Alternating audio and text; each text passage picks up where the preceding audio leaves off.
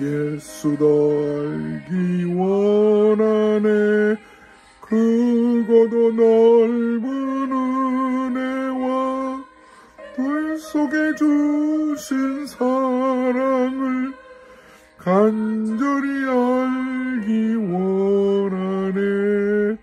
내 평생의 소원, 내 평생의 소원, 대성해 주신 사랑을 간절히 알기 원하네.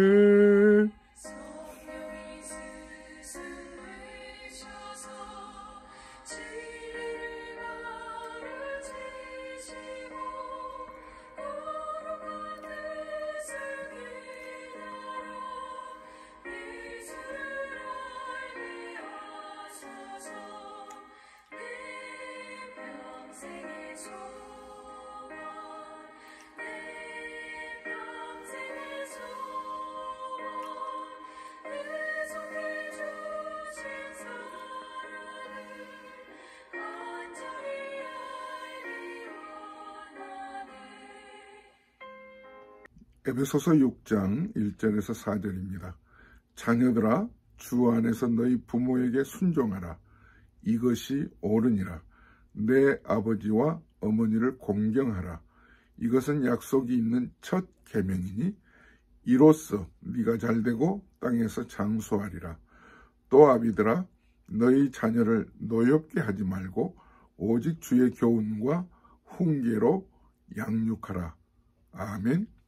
여러분들과 2주일 만에 말씀을 함께 나누게 되었는데, 이유는 이렇습니다. 2주 전 주일 예배를 드리고 집으로 돌아오는데, 집까지 오려면은 한 1시간 반 정도 이제 운전을 해요. 70마일 정도 되는데, 오는 중에 갑자기 이제 목이 쉬어서 말이 나오질 않아요. 목감기구나 싶어서 이제 집에 와서 약을 먹었는데 열은 나지는 않더라고요. 그런데 며칠 동안 말을 할 수가 없었어요. 참 답답하대요. 주변 사람들 얘기를 들어보니까 모두가 다 요즘 유행하는 감기가 이 목감기라고 그래요. 코로나처럼 뭐 에머전시로 병원 가는 일은 없지만 많이들 좀 힘들어하는 것을 보면서 이제 환절기구나, 계절이 바뀌었구나 하는 것을 느꼈어요. 그리고 이제 한 주 후에 중국에서 한 30년 동안 나병 환자들을 돕기도 했던 김상현 선교사님이 이제 은퇴하시고 난 뒤에 오랜만에 이제 미국에 방문하셨어요.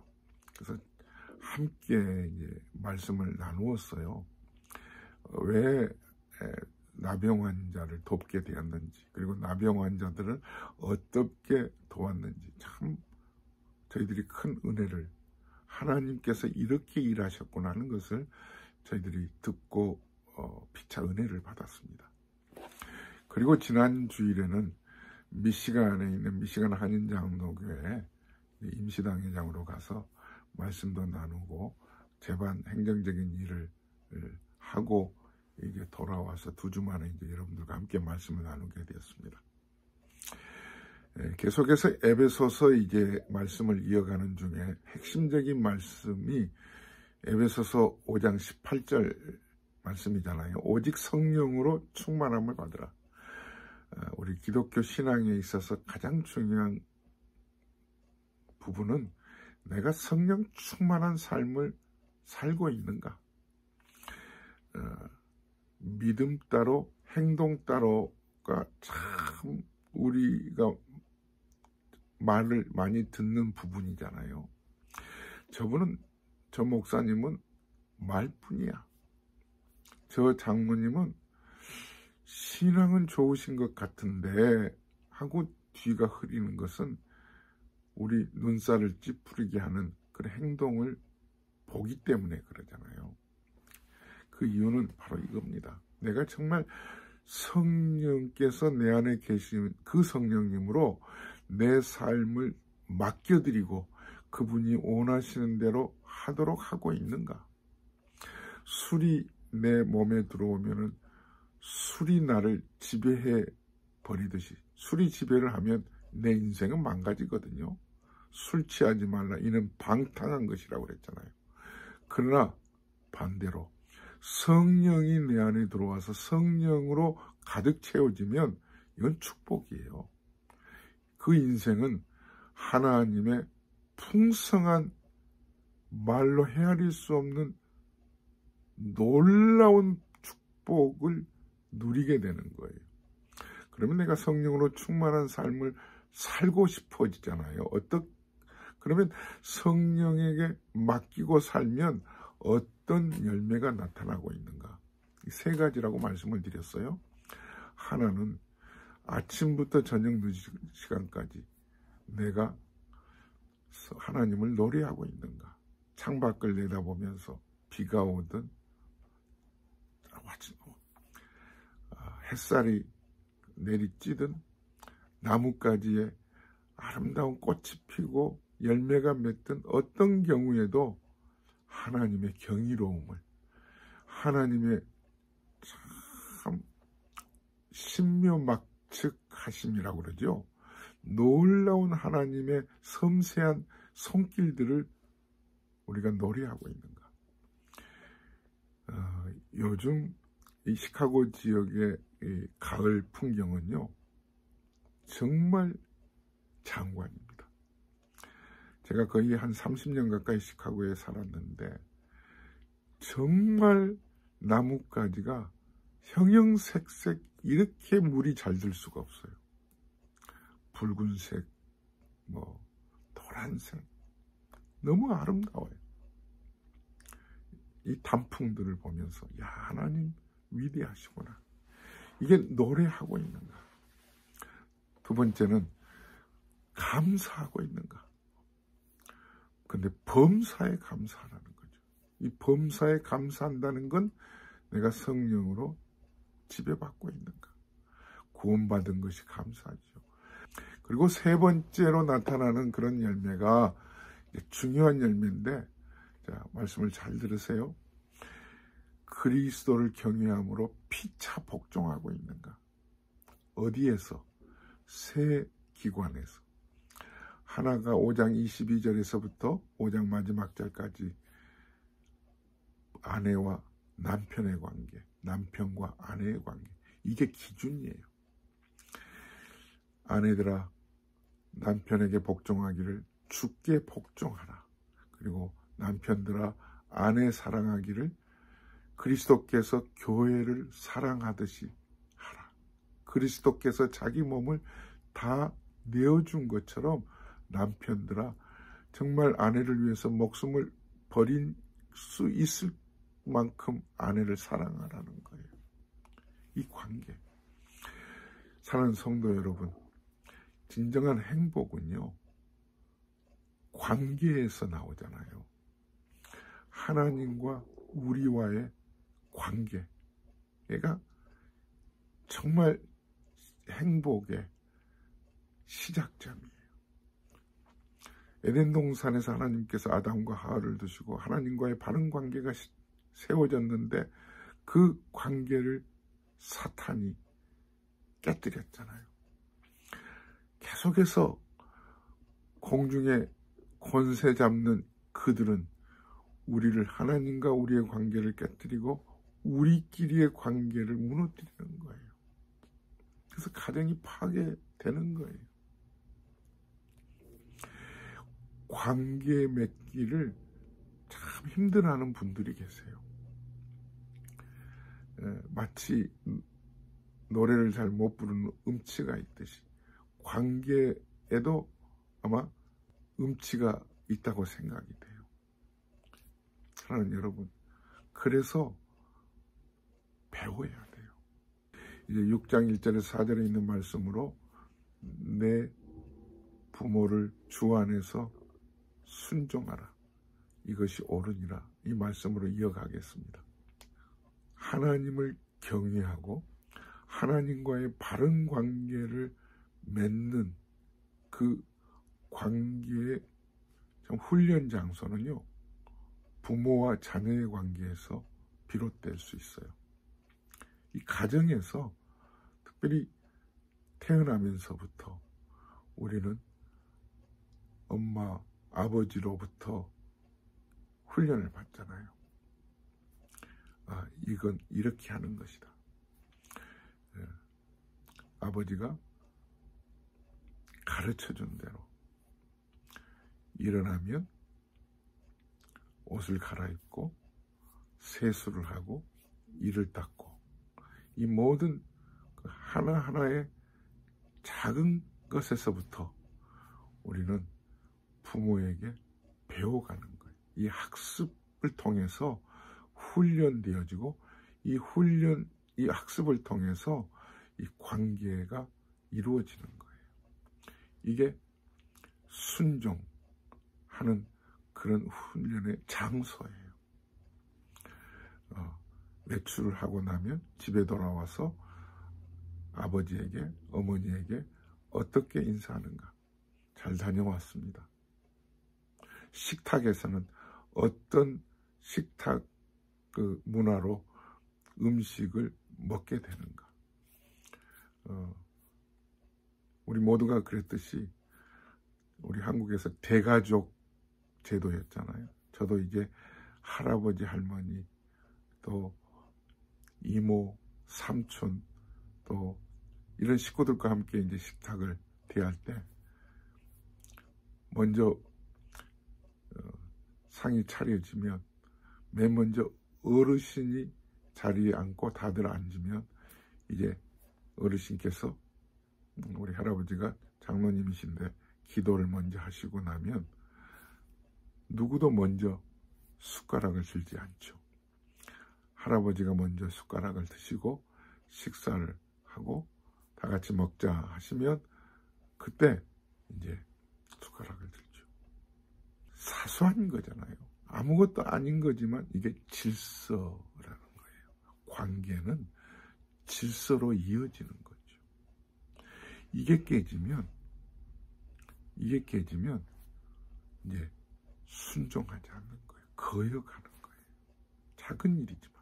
당시 이 사도 바울이 자녀들아 너희 부모에게 순종하라. 이것이 옳으니라. 이것이 옳다는 것은 이것이 기준이야. 라는 말씀인데, 당시 이방 문화권에서는 부모 거역하는 게 참 많았던 거예요. 성경 두 구절을 제가 찾아서 읽어보겠습니다. 디모데후서 3장 1절 2절 먼저입니다. 너는 이것을 알라 말세에 고통하는 때가 이르러 사람들이 자기를 사랑하며 돈을 사랑하며 자랑하며 교만하며 비방하며 부모를 거역하며 감사하지 아니하며 거룩하지 아니하며, 이게 말세 고통하는 때 나타나는 그런 심텀이라는 거. 부모를 거역하고 자기를 사랑하고 돈을 사랑하는. 또 사도 바울은 로마서에서도 이렇게 말씀합니다. 로마서 1장 30절에 비방하는 자요, 하나님께서 미워하시는 자요, 능욕하는 자요, 교만한 자요, 자랑하는 자요, 악을 도모하는 자요, 그리고 부모를 거역하는 자요. 부모를 거역한다는 게 이 성경에서부터 이렇게 이방 문화권에서 자기를 사랑하고 있는 그들의 그런 생활 문화에서 보여지게 되는데, 요즘 우리들도 이 뉴스에서 들어보면 어떻게 저럴 수 있을까 하는 게 나타나잖아요. 부모를 폭행하고 심지어는 부모를 살인하는 그런 일들이 자주 있게 되는 거예요. 어떻게 저럴 수가 있을까? 근데 성경은 우리에게 말씀하죠. 자녀들아 너희 부모에게 순종하라. 이게 기준인데, 너희들이 이걸 약속 있는 첫 계명이라고 했고요. 이 약속 있는 첫 계명은 하나님으로부터 상속받은 너희들이 부모에게 이렇게 순종하고 부모에게 그 질서 아래서 따라갈 때 너희들이 잘 되고 장수하겠다. 축복하고 있는 거예요. 이민 오신 많은 가정들에게 들여다보면 왜 오셨어요? 이민 목적을 들어보면 영순위가 모두 다 아이들 때문에 왔습니다. 우리는 힘들게 자랐어도 그래도 우리 자녀들만은 잘 되게 하려고 이구동성으로 그러는 거예요. 그렇잖아요. 정말 우리 특별히 한국 부모님들은 자녀들에 대한 애정이 남달라요. 심지어 제가 말씀드렸잖아요. 러시아에 가보니까 고려인들도 나는 못 먹어도 못 입어도 아이들만은 잘 키워보려고 열심으로 그들을 채근해서 모스크바 대학 보내고 교육열이 남달랐더라고요. 그래서 훌륭한 인물들이 고려인 2세, 3세에서 많이 나오잖아요. 요즘 와서 이렇게 기도 제목이 생겼어요. 너에게 한 가지 소원이 있다면 뭐가 있니? 네, 하나님. 내 자녀들이 믿음의 유산으로 나보다 더 하나님을 더 경외하고 잘 되기를 바랍니다. 물질적으로 풍성해지기를 바란다는 뜻이 아니고요. 정말 하나님을 경외하고 믿음 안에서 잘 자라나 대대손손 하나님 중심, 말씀 중심, 교회 중심으로 살아가기를 원합니다. 정말이에요. 이게 최고의 믿음의 기도예요. 우리 모두가 다 이런 기도 제목을 가지고 있을 줄로 합니다. 분명히 기도할 때 하나님께서 이루어 주시라고 믿습니다. 아멘. 이제 부모님들에게도 주신 말씀이 있어요. 4절에 보니까 아비들아 내 자녀를 노엽게 하지 말라. 화내게 하지 말라는 거죠. 오직 주의 교훈과 훈계로 양육하라 그랬죠. 내 성질대로 아이들을 내 욕심대로 하려다가 그르치는 경우가 많아요. 분명히 잘못했으면 아이들을 꾸중하는 건 부모의 책임이에요. 그러나 그 잘못한 것만큼만 아이들에게 꾸중하고 책임을 물어야 되는데 너무 과하게 내 화에 못 이겨서 아이들을 속상하게 하고 마음에 상처를 입히고 그래서는 안 된다는 거죠. 오직 주의 교훈과 훈계로 양육하라 이 말은 잘 다스리고 말씀으로 그들을 교육하라 이 말이에요. 여러분 이 말씀이 우리 모든 분들에게 성령으로 충만한 가운데 피차 복종하면서 하나님과의 관계, 이웃과의 관계, 남편과 아내와의 관계, 특별히 부모와 자녀의 관계에서 하나님으로부터 풍성한 은혜를 입는 우리 모두가 될 수 있기를 주의 이름으로 축원합니다. 아멘. 하나님 아버지 참 성령으로 충만한지 내 자신을 들여다볼 수 있는 그런 귀한 리트머스 시험지 같은 그런 열매의 기준을 저희들이 살펴보고 있습니다. 내 삶을 통해서 정말 하나님을 경외하고 있는가, 하나님을 노래하고 있는가, 범사에 감사하고 있는가, 그리고 정말 내가 부모에게 순종하고 있는가, 자녀들에게 노엽게 하고 있지는 않는가.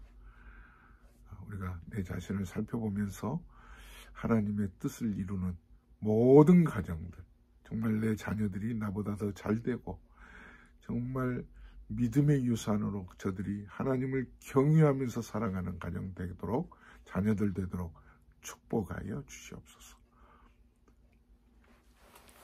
이제는 우리 주 예수 그리스도의 은혜와 하나님 아버지의 무한하신 사랑하심과 성령님의 감동감화 충만하신 은혜가 내 자녀들을 축복하고 부모에게 순종하고 자녀에게 노엽게 하지 않고 살기로 다짐하는 모든 성도들 머리 위에 영원토록 함께 계실지어다. 아멘. 주 안에서 사랑합니다. 샬롬.